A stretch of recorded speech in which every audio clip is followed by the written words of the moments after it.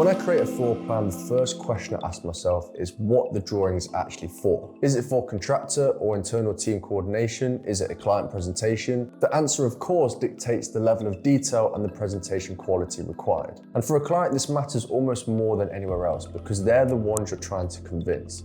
The drawing needs to be compelling and readable. And I think the real challenge for architects and interior designers is finding that balance, showing enough to demonstrate progress without showing too much that it confuses the person looking at it. In this video, I'm going to take a basic floor plan for Hueva, a Tex-Mex restaurant client, just walls, dimensions, and walk through my full process of getting it to a presentation client ready state. And there are 4 key steps to get there.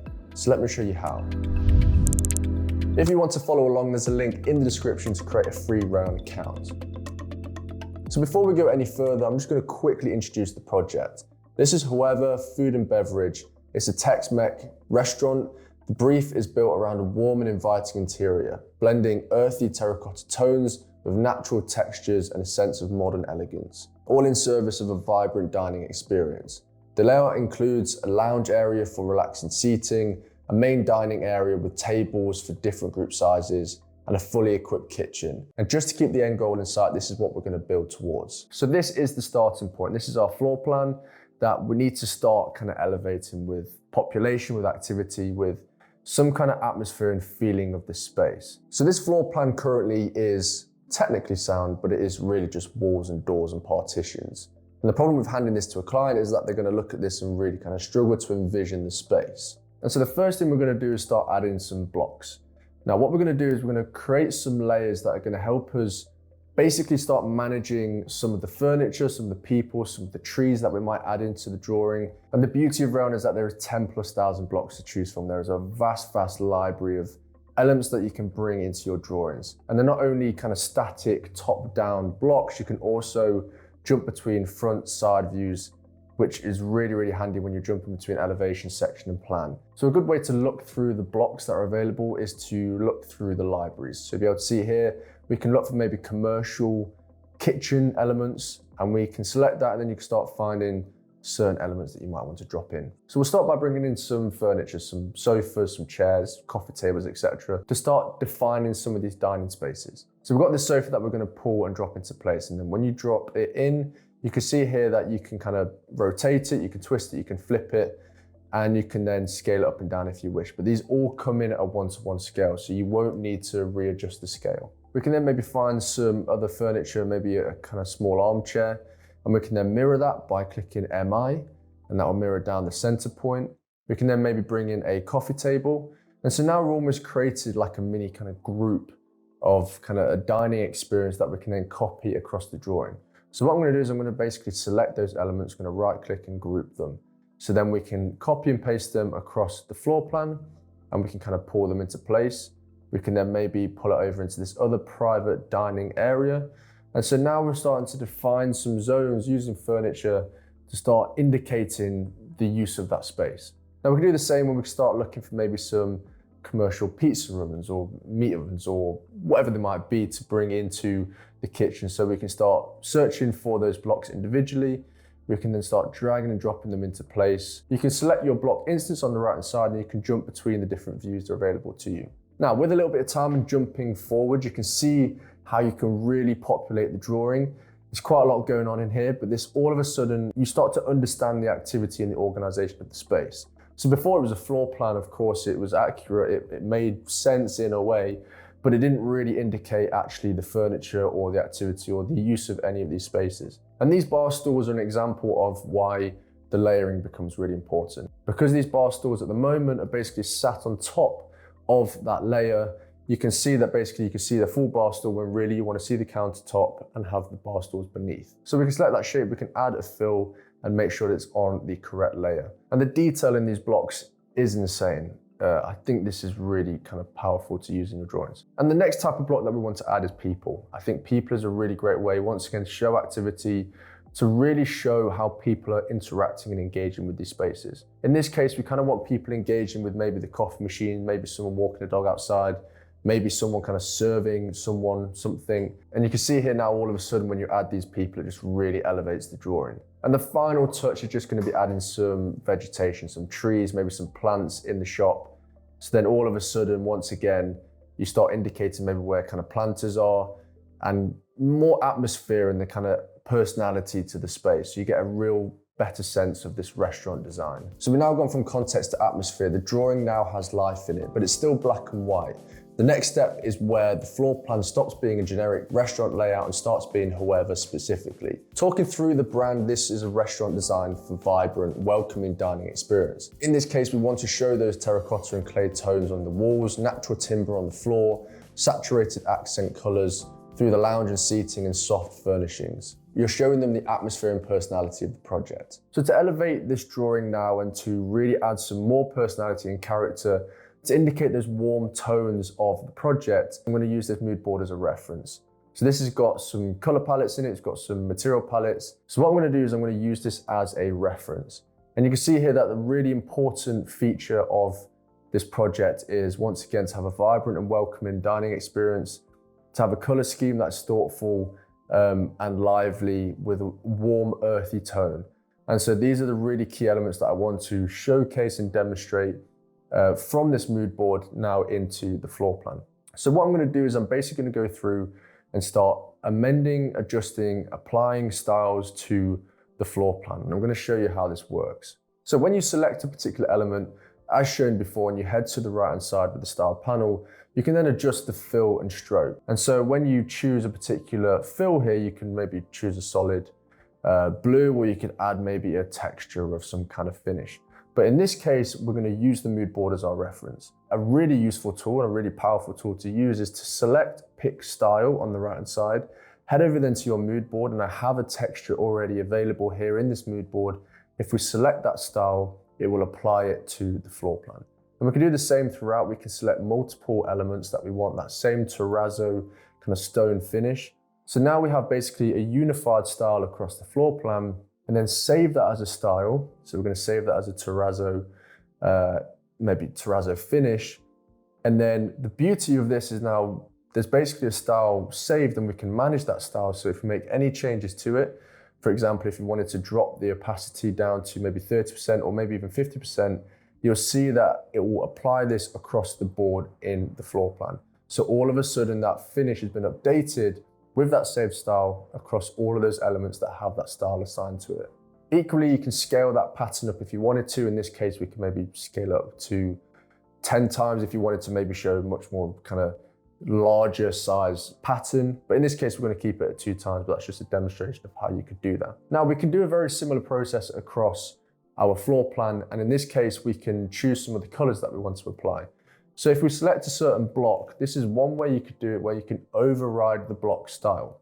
You select any of the elements in the block and you'll notice that there are already some styles assigned to that block. So in this case, we've got furniture fill.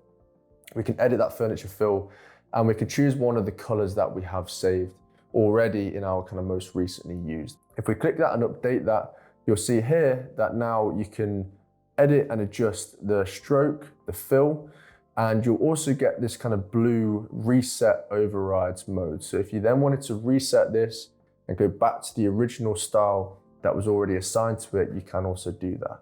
And so this is a way of kind of customizing and overriding an individual block. If you head to the left-hand side and go to your style library, you can then head and find your furniture fill that we have just been editing within the block. You can then edit that style by then changing it to orange. And then you'll see now all of a sudden that style will then start being edited and updated across all of the blocks and all the elements that have that style assigned to it. And we can kind of work into that across some of our blocks to make sure that the kind of styling is all consistent. And with a bit of time working through some of the other floor finishes and updating some of these colors too, maybe this floor finish that we will have a kind of tiling system, we can adjust the opacity to make it a little bit softer. I think currently the tile is a little bit too strong, so we can select all of those elements again, pick style, save that as a style again. And so this is a process of going through your drawing, selecting all the objects, blocks, whatever they might be, and updating the styles, saving them and applying them across the drawing. And if you spend some time working through this, you'll be able to get a unified styling across the drawing to arrive at something like this, which is really, really neat and clean. All of a sudden you have those earthy, warm tones being presented in the drawing. It communicates the kind of design ethos and the design direction and look and feel of that restaurant. And so all of a sudden it's much more clear and powerful, and also some real hierarchy to the drawings. The line weights are much more managed to make sure that it's clearly presenting what we kind of want to show. Likewise, we've added some shadow in here, which was really simply added by drawing some kind of polylines. You can then create a style, which is basically a black fill with maybe 20% opacity. And that's a really easy way of also adding shadow, which adds some real depth to the drawing. Now, the next step to make, I guess, this drawing a little bit more legible, and so that a client can look at this presentation and have a much better understanding of scale and proportion, that is going to be adding some dimensions. And so the next step of annotation is really important because it now allows the client to read the drawing and understand dimensions and sizes without actually having to get a ruler out and measure it themselves. So we're going to start with some dimensions using the dimension tool at the bottom. You can first make sure you adjust the styling before you start applying it. So if you head to the right hand side, update some of your text, some of your font if you need, some of the endpoints, so we can change them to maybe a circle. You can really customize your dimensions as you wish. I think the key here is not to make dimensions too strong on the drawing. They don't want to be the kind of hero to the drawing. They want to be a kind of secondary asset. So we're going to then start drawing 2 points to then get our dimension. And alternatively, if you want to draw kind of multiple and do a bit of a chain of a dimension, you can also then select this chain tool, which will allow you to draw multiple points across the drawing. And then if you wanted to also select all of your other items, for example, if you want to select all dimensions across the drawing, you can right click, you can click select similar, and then same type, and it will identify all of those dimensions as the same type. You can then head to the right hand side, remove that extension, you can then save that as a style, and then all of a sudden you can implement that style across your entire drawing to get to a full dimension drawing like this. And you can customize this further by, for example, changing the decimal place, by maybe making it to, let's say, 1 decimal place. You can also then remove the suffix if you wanted to. I think it's quite nice to add the centimeter just purely because someone can read that and understand straight away that it's a centimeter. We don't want people kind of leaving guessing if it's inches, if it's meters, whatever it might be.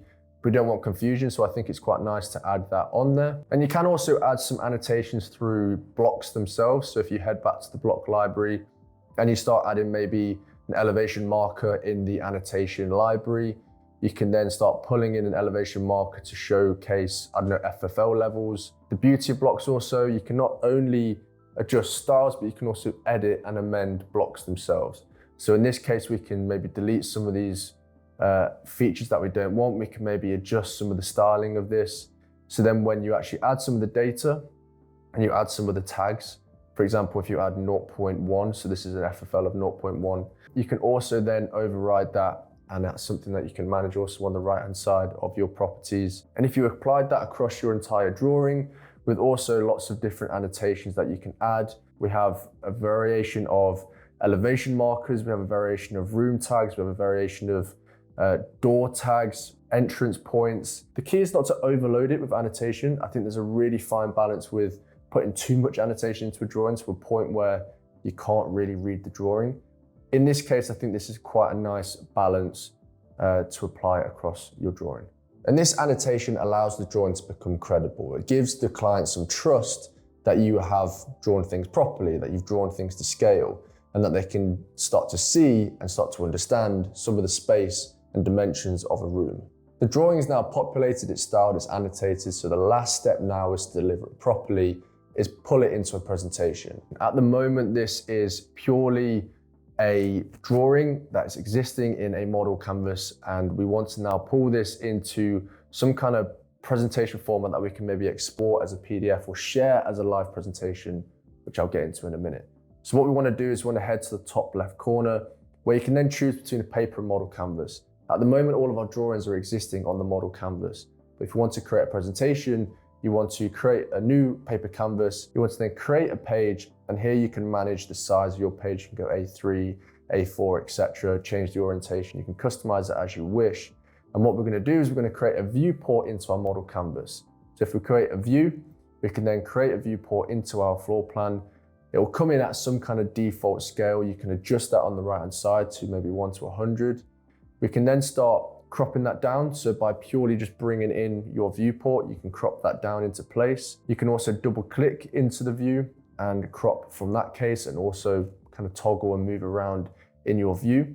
We can also copy that, double click into it and pan over to our mood board. The next thing we can do is then start bringing in some title blocks just to add that kind of legible data to a drawing. You can bring in a title block from the block library once again, drag and drop it into place. Equally, if you have your own title block that you've created, you can also bring those in. This is a particular title block that I quite like to use. You can also customize and add your own logos. So this is obviously the Hueva logo that I've added into this particular title block to brand the presentation further. We can then add maybe some fills with a kind of great background and customize this page, making sure that it's on the correct layer once again to make sure it's in the background, dropping the fill to the back. And then finally, with a bit of work, you can then arrive at something like this, where you have a page that has your mood board, your floor plan now, and a legend with various bits of supporting text and information that really brings this drawing to life now. We've gone from a really basic black and white drawing with no real data or activity population in the drawing to something that is much more fruitful, much more interesting, much more kind of clear in what it's trying to communicate. And we can really work into the presentation where we can expand it with more images, with more drawings, with more sections that we have also in our model. And another really key thing to note is that whenever you update your styles in your kind of library, it will also update across all of the other drawings that have styles assigned to it. So you can see here that this is also updated whilst we've updated our floor plan. And of course you want to kind of cross-reference and make sure that it's updating correctly. But you can see here now you can build a full presentation with these pages with different views. And I think this is a really convincing way of showcasing your project to the client. To share this presentation with the client, if you head to the left-hand side here and go to pages, you can then either export them as individual pages and send them as a one page, or you can export all pages together by exporting as a PDF or PNG pages. You can adjust the range, etc., the quality of the pages that you export. But something that I think is really valuable, and I think that all clients would really kind of appreciate, and I think architects or interior designer could also appreciate, is you can also share this presentation as a live presentation. You go to the top right-hand corner and go to share. If you click then presentation and turn this toggle on, you'll be able to see here now that when you click open, you'll be able to open a live presentation where you can kind of flick through in a very similar way that you would in a normal PDF. But the beauty of this now is that when you make any changes to your presentation, for example, if you wanted to delete a page, maybe it's out of date now, maybe you've changed some of the material palettes and it's all updating, you can delete that element. You can then go back to the share button, go back to the presentation share, reload your presentation. Now that link that the client now has from when you previously sent the presentation, if they then just refresh their browser with that link, all of a sudden they'll then have that updated presentation, which is really, really nice and neat. And that's the complete journey from a flat black and white drawing with nothing in it to a floor plan that's completely populated with the energy of a working restaurant, colored and branded as Hueva specifically, properly annotated and delivered as something that the client can view, comment on and share. If you want to try this for your own project, there's a link in the description to create a free Rayon account. Thank you for watching today's video, and I'll see you in the next one.